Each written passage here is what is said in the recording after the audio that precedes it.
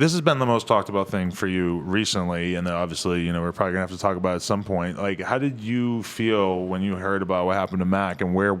Let's just really contextualize, since it kind of all got out there. Yeah. Like, what your relationship with him was like, because a lot of people tried to come at you as if you were masquerading, as if your relationship with him was something other than what they assumed that it actually was. It's so hard, and I should have thought that through in the moment more, that posting something so out of context was gonna like arise those questions, you know?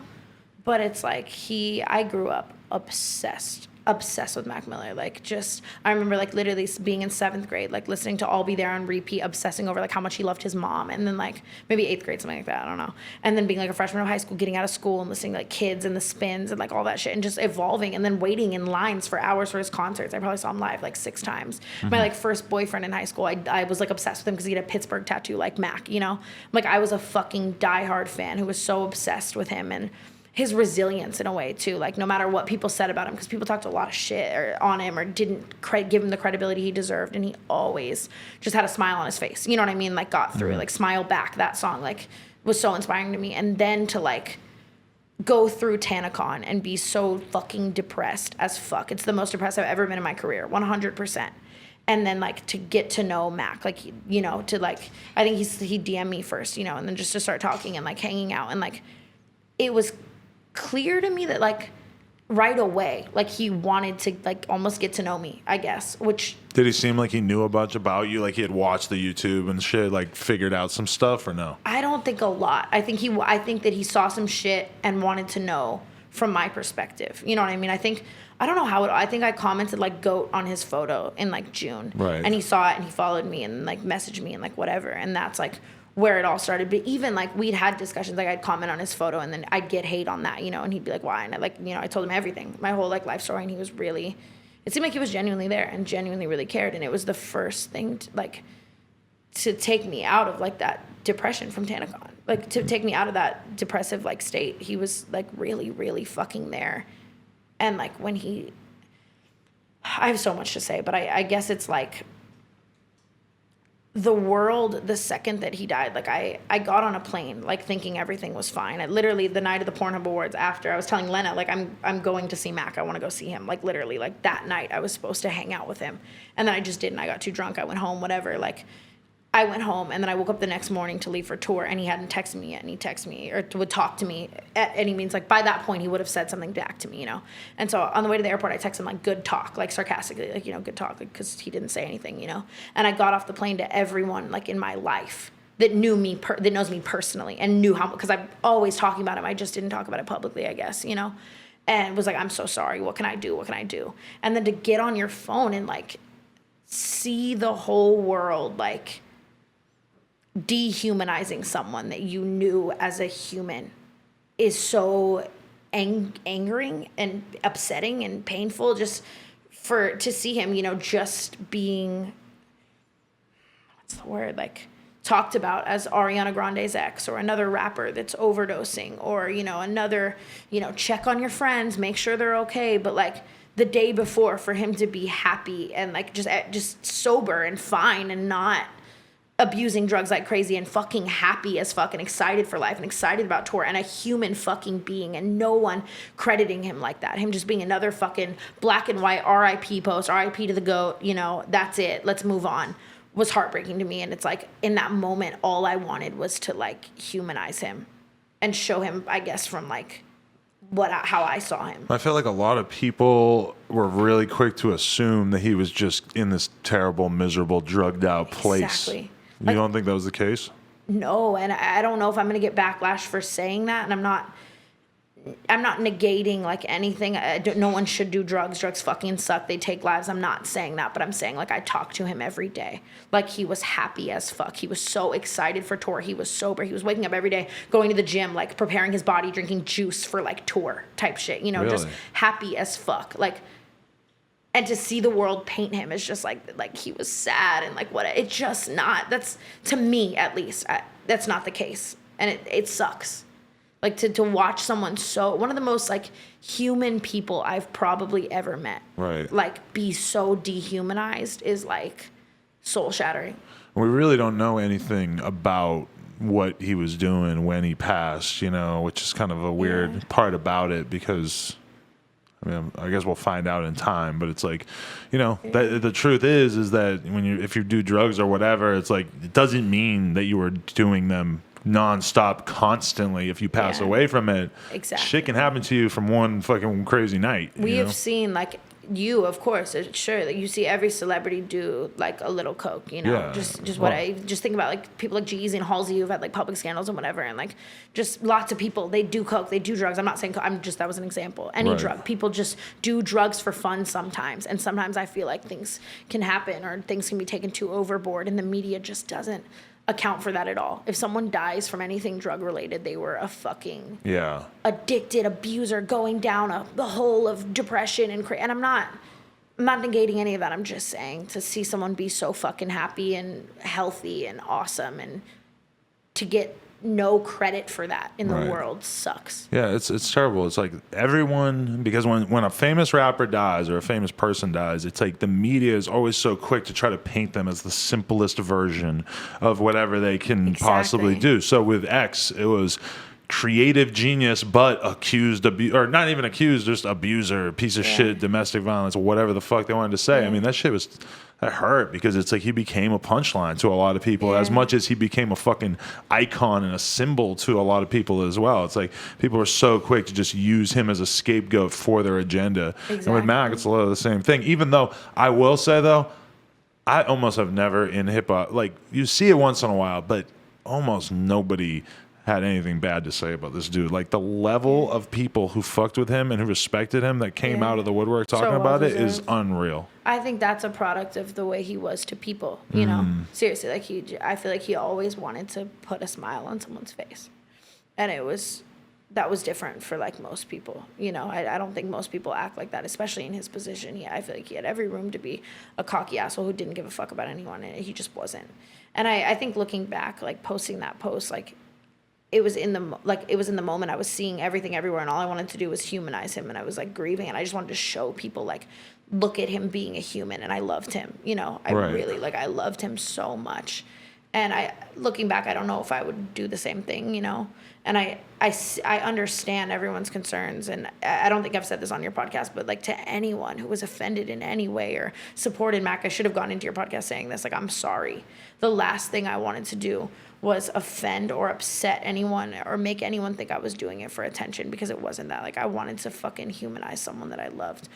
But I get why people would say, you've never posted with him before. Like, you could have just posted a photo. You didn't have to. Like, I understand all the concerns. I wasn't thinking about that. I was thinking about someone I loved that the world was fucking ripping apart. Well, it's weird too, because people want to draw like a really fine line that the only way that two people can be involved is like fucking or dating. Yeah. And it's like there's a lot of middle ground where someone could be spending time with somebody, maybe they have some kind of relationship sexually or whatever, because people were so quick to call you a hypocrite for having made out with Trippie that night. Yeah. It's like, dude, you making out with someone doesn't mean a whole lot. Like, 100%. Like, it was such a joke. Making out with Trippie was such. You weren't talking to him before that, and you weren't talking to him after that. Exactly. It was such a fucking like silly little joke that Trippie and I were both in on, and obviously, like, if I could go back in time, I would have never done that.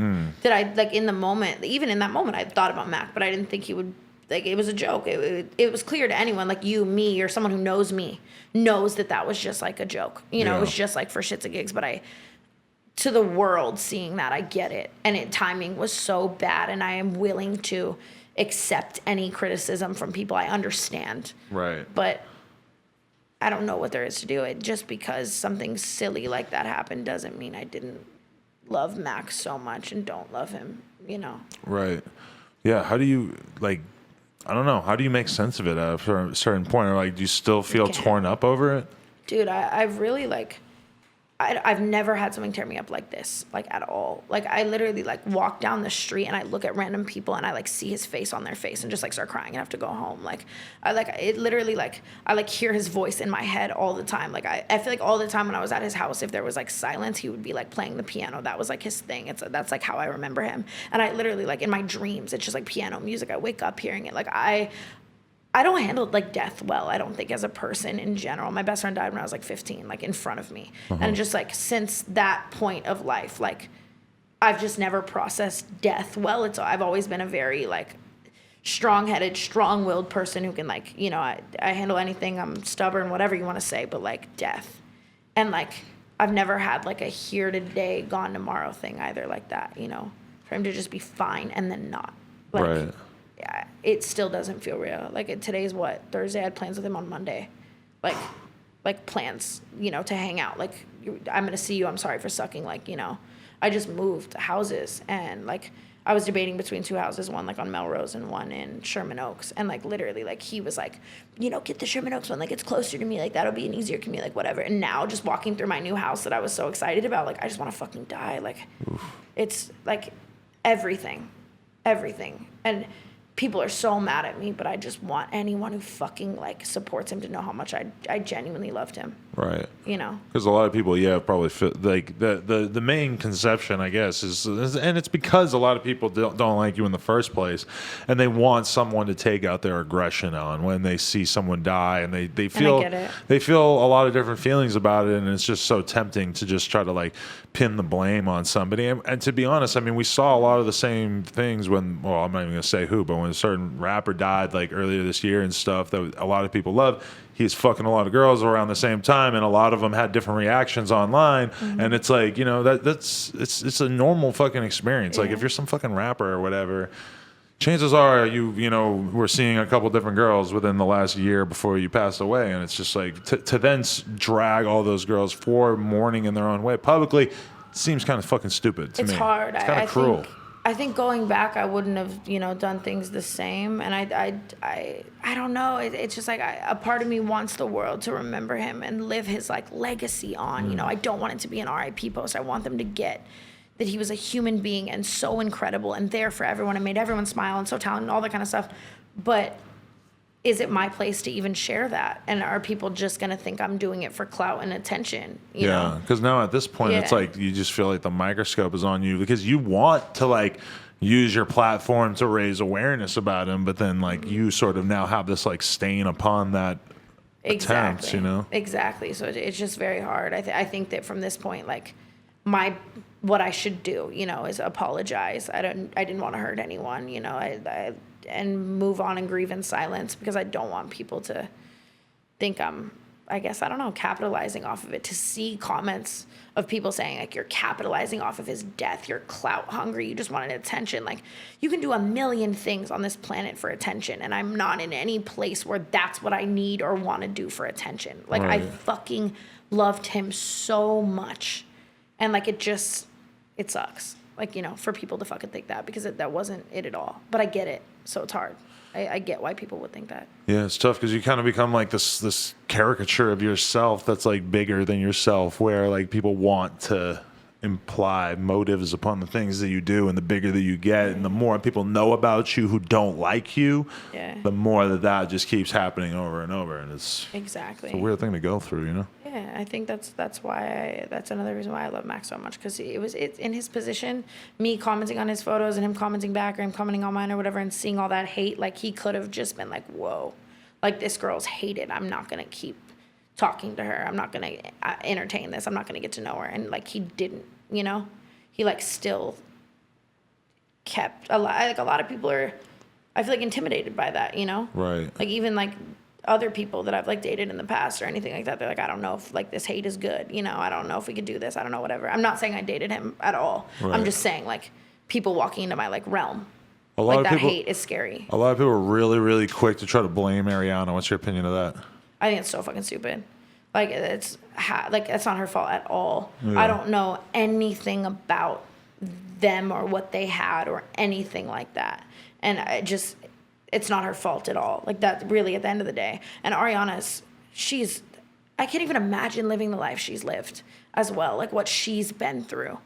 Like it's crazy. I shouldn't even have a right to comment on it. You know what I mean? Like it's Ariana fucking Grande. But I mean, all those people saying that online, like it seems like such a like hideous line of logic to use to just assume that somebody, you know, because okay, let's say that because they're working under the assumption that Mac had this insane drug problem and that she was running away from it instead of helping him with it. There's just so many crazy assumptions that people have from what they see in the media and stuff with stars of this size. You know? I couldn't agree more. Like the media, what the media does to all of this is insane. Like that. If anything, that's the one thing. Like that's what I'm so passionate about is letting people know like what's really going on in the world. That's why I like YouTube because you can skip that media, I guess. But because think about who's actually saying that stuff about Ariana. It's a bunch of fucking people on Twitter. Yeah. But then the media takes it and mixes it all up and makes it look like there's these mobs of saying people saying it. It's like, yeah, maybe there are mobs of people saying it, but there's mobs of people saying all kinds of stuff in the fucking YouTube comments. Yeah. It doesn't mean that you necessarily need to try to spin a fucking narrative out of it just because she's a big superstar and if you use her name, it's going to get more clicks. So it's the hideous fucking logic that we live behind now. Like the media should let him rest in peace. The media should let his legacy live on. The media should let her rest in general. Like that's just the bottom line to me. It's not her fault. Right. Like she should not have to go through that at all. It's not your fault. Hard. It's a hard situation all around. If someone overdoses and you broke up with them before they overdose, newsflash, it's not your fault. Yeah. It's okay for you to not want to be in a relationship with a specific person. And anybody who's like working under logic that like otherwise is just retarded. Yeah, it's actually fucking crazy. I said retarded. I probably shouldn't say that. You got a bunch of woke fans. So, that woke culture is very insane even. Do you feel that way? Are you right wing now? We're going to see you in the little Donald Trump Make America Great Again fit? I against it, yes. Not for it. Oh, fuck Donald Trump. Oh, but okay. I'm like, just to clarify. I want to see Tana Mongeau in a fucking Make America Great Again hat. That's what I'm saying. Okay, well, I love that for you, but I don't think that's gonna happen. No, I think I'm woke to an extent, but I feel like woke culture is insane. Like I'm not that woke. I'm getting woker by the day. I'm learning. You know, I mean, even just think about like me years ago with like the N-word scandal and stuff. Like the way I apologized for that then, I would apologize so differently now. Right. You know, it would be 2 minutes and like, no, I fucked up and I'm an idiot and I'm sorry. Like, but that is what's funny about this whole culture that we live in is that like an 18-year-old white girl who just happens to be YouTube famous is expected to like really understand the dynamics of like racial politics in America. It's like the second, that's one thing that I would love to like shed a light on as well. Like the second you're given this platform and these followers, you're just expected to do everything perfectly and never make a mistake and know everything about everything. And it's just... It's okay to be a kid. It's okay to fuck up. Yeah. It doesn't mean your life's over because you did something wrong. I think we all just kind of learned recently with everything, like the Laura Lee thing, everything. It's really just about the way you handle it once it happens. That's true. The apology, the everything, just... Like, the best thing you can do in this woke culture is if you did something fucking wrong, like, own up to it and say sorry. I think that's where I'm at.